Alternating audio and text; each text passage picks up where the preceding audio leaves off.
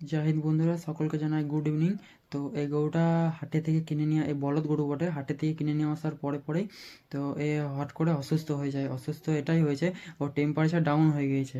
মানে যে 101-2 টেম্পারেচার থাকার কথা সেটা 97 ডিগ্রি দিছে। আর ডিহাইড্রেশন হয়ে গিয়েছে, আর উইকনেসও আছে, মানে যখন দাঁড়িয়ে থাকছে না তখন ও থরথর থরথর করে কাঁপছে। তো এই ট্রিটমেন্ট হিসাবে আমরা এখন ওকে স্যালাইন দেবো।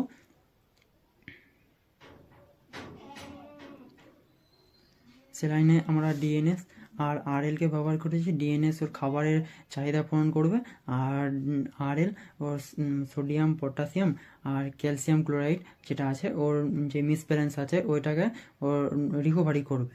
আর ব্যথা বেদনার জন্য আমরা ডেক্সামিথাসোন ইউজ করেছি, যেহেতু ওকে গাড়িতে আনা হয়েছিল না, তো গাড়িতে আনার কারণে ওকে শরীরে ব্যথা বেদনা হয়। তো সেই কারণে ডেক্সামিথাসোন আমরা ইউজ করেছি। দুদিক থেকে আমাদের প্রফিট হয়ে গেল। ডেক্সামিথাসোন টেম্পারেচারটাকে ওঠার জন্য লাভ হলো, আবার এদিকে ব্যথা বেদনাটারও ঠিক করার জন্য দুদিক থেকে আমাদের লাভ হলো। এই জন্য আমরা চ্যানেল করবো এবার। তো তার সঙ্গে আমরা ডাইজেস্ট সিস্টেমটা ইমপ্রুভমেন্ট করার জন্য কনসিপ্লেক্স ইউজ করেছি। কনসিপ্লেক্স তো 5 ml মতন স্যালাইনে মিশিয়ে দিয়েছি। আর ক্লোরিল ইঞ্জেকশন ব্যবহার করেছি। ক্লোরিল ওই 5 ml মতন আমরা দিয়েছি, আইএম করে দিয়েছি। আর কনসিপ্লেক্সটা আমরা আইভি করে দিয়েছি, স্যালাইনের সঙ্গে মিশিয়ে দিয়েছি। আর ডেক্সামিথাসোনটাকে ওই পাছায় দিয়ে দিয়েছি, আইএম করে দিয়েছি। তো তার সঙ্গে আমরা হিমালয়ান পাতিসা ওই 2 চামচ করে দিনে 2 বার খেতে দিয়েছি।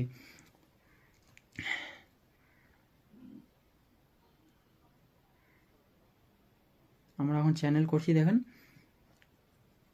হয়েছিল আবার হয়ে গেল।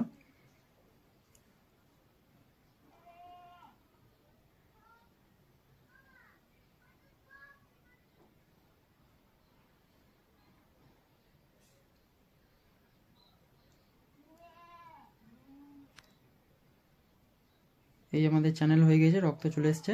তো যখনই আমরা এরকম গরু আনবো না, তো গরু আনার সময় আনার সঙ্গে সঙ্গে আমাদেরকে ওদেরকে এনে অনেক জল খাওয়ালে, এনেই জল খাইয়ে দিলাম এরকম করলে হবে না। একটু বাড়িতে বসিয়ে রেখে ঠান্ডায় বেঁধে রেখে তারপর একটু নুন গুড় জলের শরবত দিতে হবে।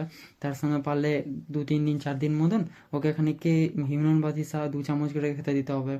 ব্যথা বেদনার জন্য মেলোনিক্স প্লাস ব্যবহার করতে পারি। তারপর কেটে ছিঁড়ে গেলে সেইগুলোতে একটু পেটারাইন দিয়ে পরিষ্কার করে দিয়ে সেইগুলোতে একটু ওই হিম্যাক্স মলম লাগিয়ে দিতে পারি। তো এইগুলো করলে এইরকম জায়গাতে আপনাদের গরু কোনো দিন আসবে না। মানে হেভি খাবার এনেই দেওয়া হবে না। এনেই খুদ ভাত হিজিবিজি অনেক কিছু খাইয়ে দিলে তো এরকম অবস্থা আপনাদেরও হতে পারে। তো আনার পরে লাইট খাবার দেবেন, যাতে ও সহজে হজম করতে পারে। দেখেন সেকেন্ডে ও ট্রিটমেন্ট করার পর এখন টেম্পারেচার ঠিক হয়ে গিয়েছে।